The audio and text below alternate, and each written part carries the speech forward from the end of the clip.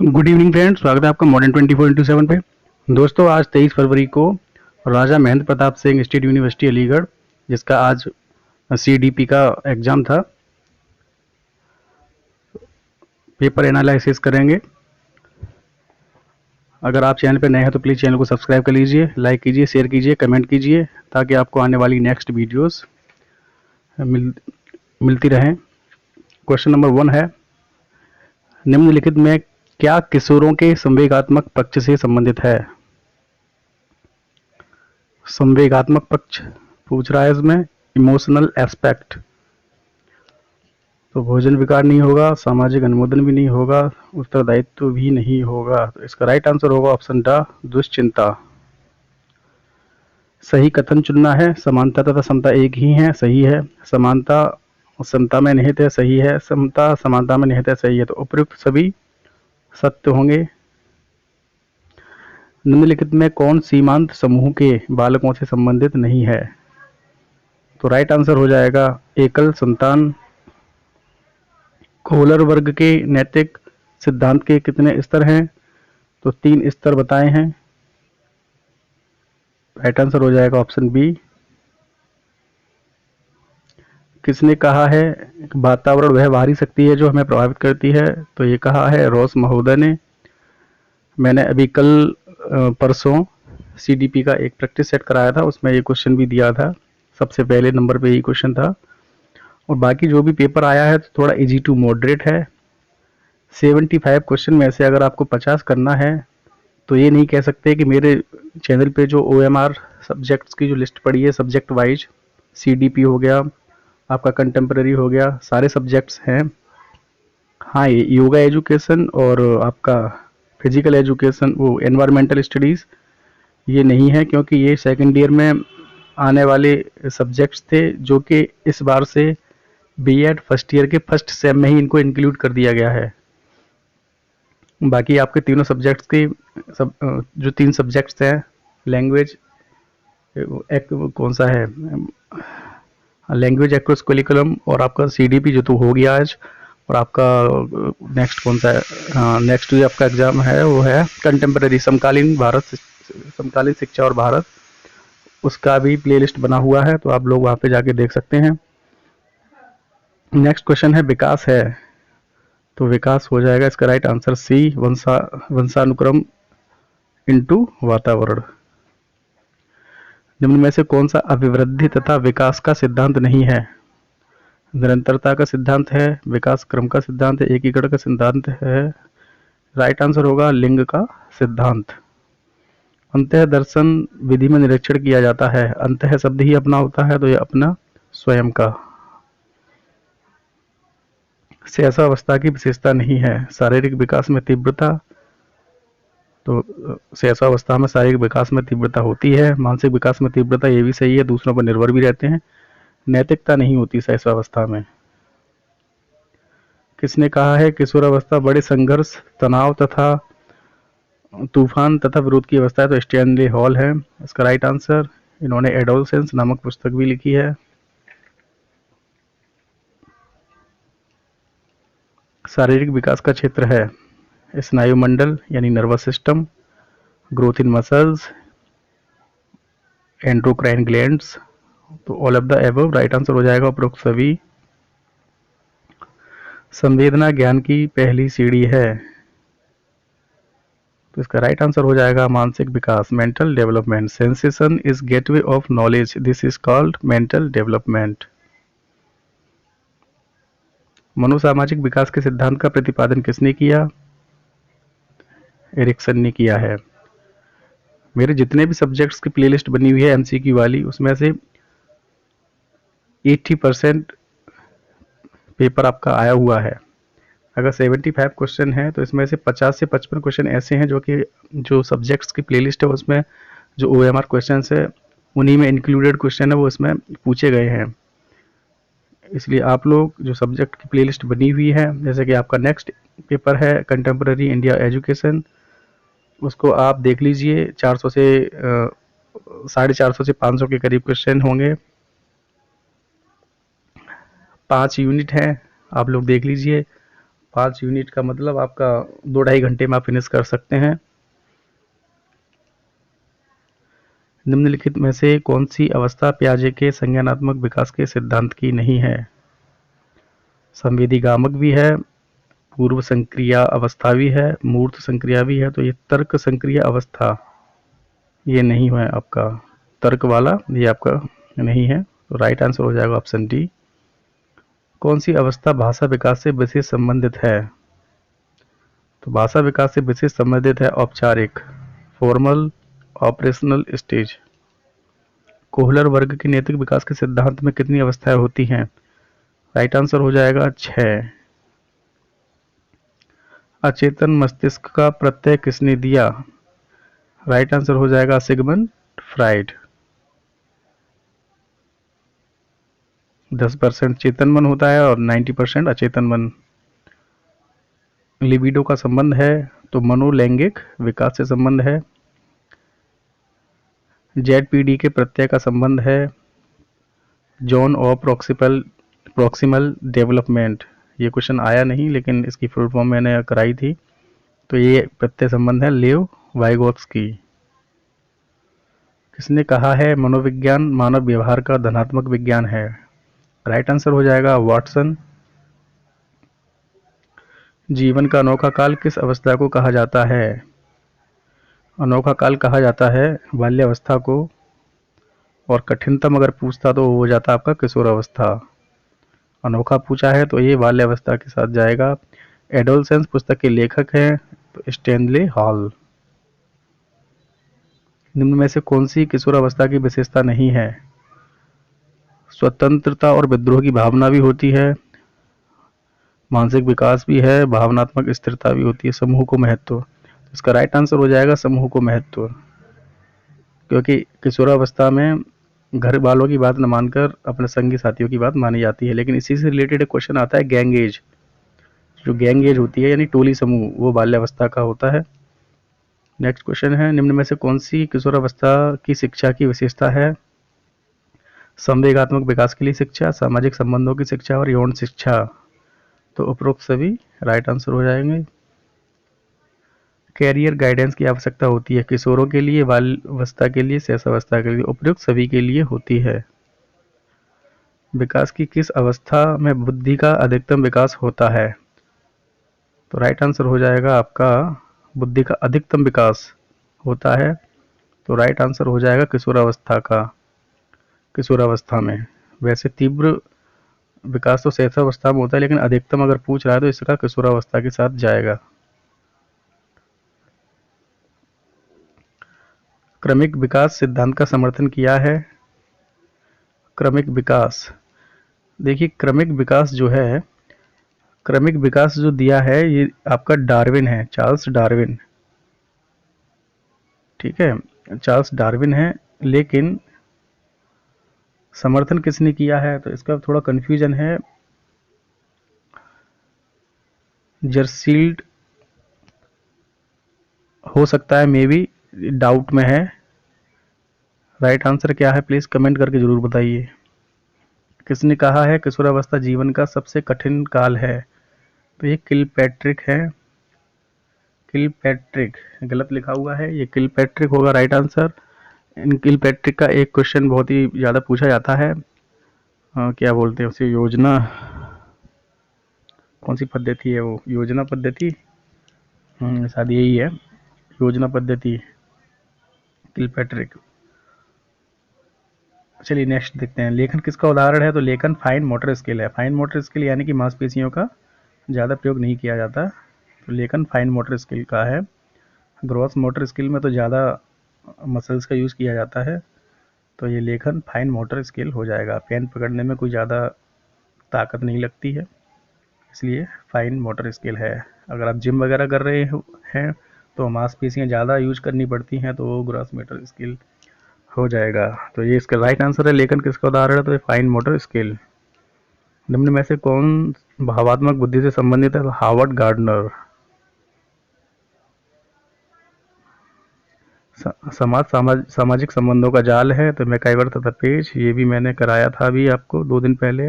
Practice set, तो उसमें मैंने क्वेश्चन इंक्लूड किया था, देखो आ भी गया है। सामूहिक प्रतिनिधित्व के सिद्धांत का प्रतिपादन किया। सामूहिक प्रतिनिधित्व के सिद्धांत, राइट आंसर हो जाएगा एमाइल दुर्खीम। सामाजिकरण की एजेंसी हैं, परिवार भी है, विद्यालय भी है और समाज भी है, तो उपरोक्त सभी राइट आंसर। यूआरएल का पूर्ण रूप है तो universal resource locator, universal resource locator पहला ही सही हो जाएगा। निम्न में से कौन सा सोशल मीडिया प्लेटफॉर्म नहीं है? इंस्टाग्राम सोशल मीडिया प्लेटफॉर्म है, फेसबुक भी है, ट्विटर भी है, जीमेल नहीं है। मानसिक स्वास्थ्य विज्ञान आंदोलन को प्रारंभ किया, तो ये प्रारंभ किया था, पहला ही इसका राइट आंसर हो जाएगा C.W. वियर्स। बताइए कैसे क्वेश्चन पूछ लिया है। बाल अपराध का अर्थ है कानून को भंग करना, सामाजिक मानदंडों से विचलन, समाज विरोधी व्यवहार, तो उपरोक्त सभी राइट आंसर हो जाएंगे।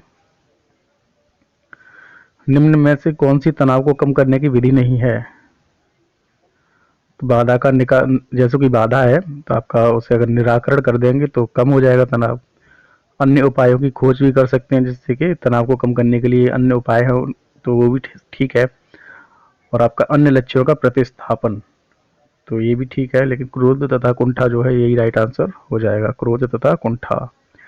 जब सभी विद्यार्थियों को शिक्षा और सीखने के समान अवसर प्राप्त हों कहा जाता है समावेशी शिक्षा। भारतीय संविधान का कौन सा अनुच्छेद बालकों की अनिवार्य एवं निःशुल्क शिक्षा संबंधित अनुच्छेद 21 का, यानी 21A हो जाएगा राइट आंसर। यूनिसेफ का पूर्ण रूप है United Nations International Children's Emergency Fund, तो पहला ही इसका राइट आंसर हो जाएगा। WHO का मुख्यालय स्थित है जेनेवा में। क्या मतलब था इन सब क्वेश्चनों का डालने का? राष्ट्रीय बाल अधिकार संरक्षण आयोग ने कार्य करना प्रारंभ किया 2005 में। संवेगों से जुड़ी मनोवैज्ञानिक समस्याएं संबंधित होती हैं, ये भी डाउट में है, मैं इसका डी ऑप्शन लगा रहा हूं, लेकिन डाउट है। अगर किसी को राइट आंसर बिल्कुल पता है तो कमेंट कर सकते हैं। मैं जा रहा हूं ऑप्शन डी के साथ, चिंता विकार। एक अच्छे समायोजित व्यक्ति की विशेषताएं हैं, शारीरिक रूप से समायोजित, ठीक है, सामवेगिक रूप से समायोजित, ठीक है, व्यवहार में लचीलापन, बिल्कुल ठीक, तो उपरोक्त सभी राइट हो जाएंगे। सामाजिकरण के कारक हैं भाषा, संस्कृति, सहानुभूति, तो आपका ये भी उपरोक्त सभी सही हो जाएंगे। कौन सी मानव ग्रंथि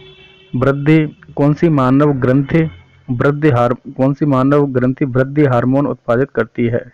ग्रोथ हार्मोन वृद्धि हार्मोन उत्पादित करती है जो अस्थि वृद्धि में सहायक होती है। राइट आंसर हो जाएगा एड्रिनल ग्रंथि। राष्ट्रीय बाल अधिकार संरक्षण आयोग NCPCR किस आयु वर्ग के बालकों के अधिकारों की रक्षा करता है? तो 0 से 18 वर्ष। किशोर न्याय अधिनियम सुरक्षा एवं देखभाल किस वर्ष अस्तित्व में आया? जुवेनाइल जस्टिस एक्ट, तो ये आपका आया, कहाँ गया, 58, हाँ, तो ये आपका आया था 2015 में। निम्नलिखित में क्या किशोरों के सामने आने वाली एक बड़ी चुनौती नहीं है?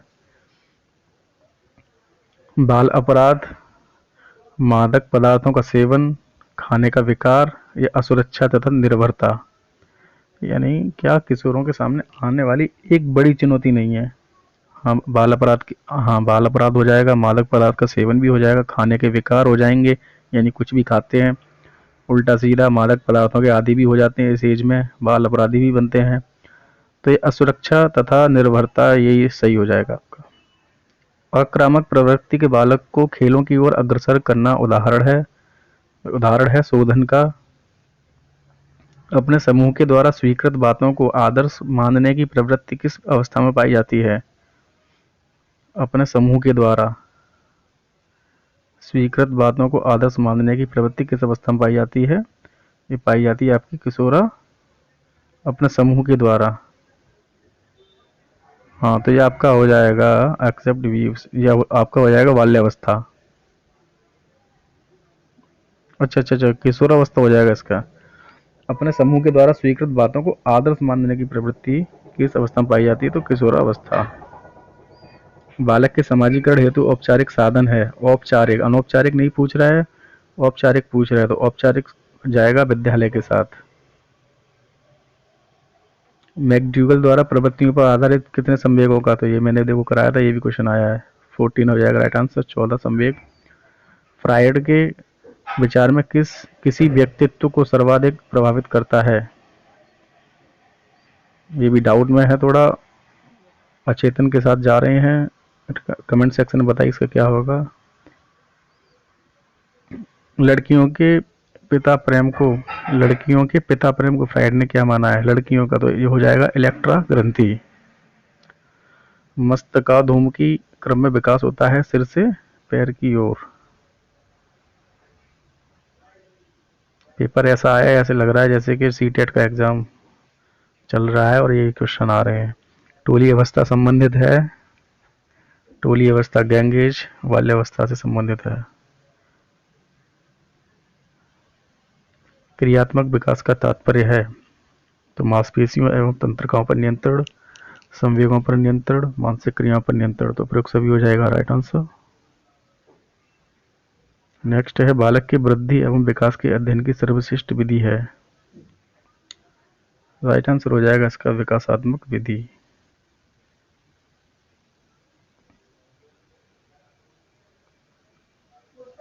विकासात्मक विधि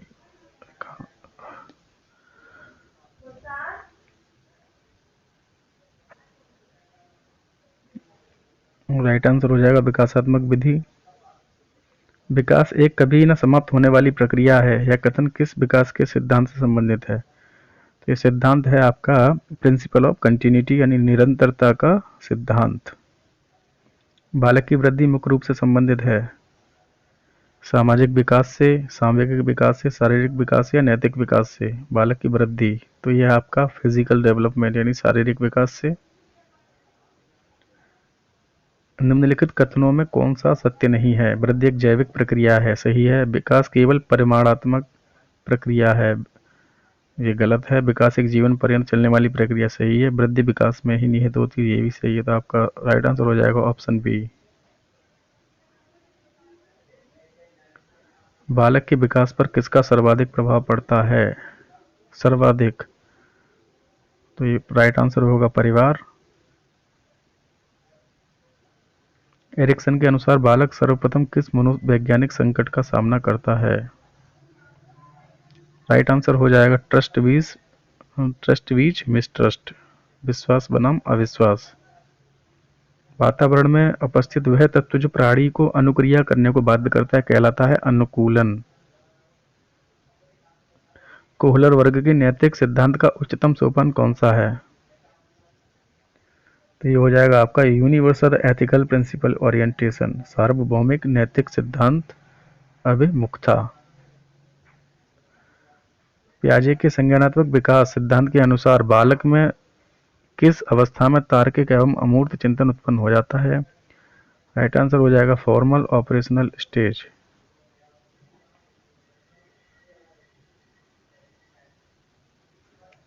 पद लिबिडो का संबंध है फ्रायड से। कौन सा सिद्धांत इस बात पर ध्यान केंद्रित करता है कि निर्देशक, माता पिता तथा साथी कैसे किसी के संज्ञानात्मक विकास को प्रभावित करते हैं? तो राइट आंसर हो जाएगा वाइगोत्स्की का सामाजिक सांस्कृतिक सिद्धांत। निम्नलिखित में से क्या नैतिकता तथा आदर्शों से संबंधित है? इदम, अहम, परम अहम। उपरोक्त सभी राइट आंसर हो जाएंगे। निम्नलिखित में क्या बाल्यावस्था में सामाजिक विकास का लक्षण नहीं है? समूह सदस्यता होती है, यौन विभेद गुण भी होते हैं, मित्र चयन ये भी सही है। तो आपका हो जाएगा व्यवसाय चयन में रुचि। बाल्यावस्था में बालक का व्यक्तित्व सामान्यतः कैसा होता है? तो बहिर्मुखी व्यक्तित्व होता है। सही कथन चुनिए। बाल्यावस्था में काम प्रवृत्ति जागृत अवस्था में होती है। गलत। 6 वर्ष के बालक में मानसिक विकास लगभग पूर्ण हो चुका होता है। गलत। बाल्यावस्था में नैतिकता का अभाव होता है। अभाव नहीं होता है, लेकिन बड़ों के अनुसार नैतिकता का पालन करता है। तो उपयुक्त सभी गलत हैं। बाल अपराध एक पद है। कैसा पद है? तो ये एक बाल अपराध एक कानूनी पद है। चैनल पे नए तो प्लीज़ चैनल को सब्सक्राइब कर लीजिए। नेक्स्ट पेपर एनालिसिस करेंगे, और बाकी आपका कल एक जो 2 मैं करा चुका हूँ प्रैक्टिस सेट, एक प्रैक्टिस सेट मैं कल और करा दूंगा। इसका लैंग्वेज कौन सा है आपका जो 3rd पेपर है वो मैं कल करा दूंगा। धन्यवाद।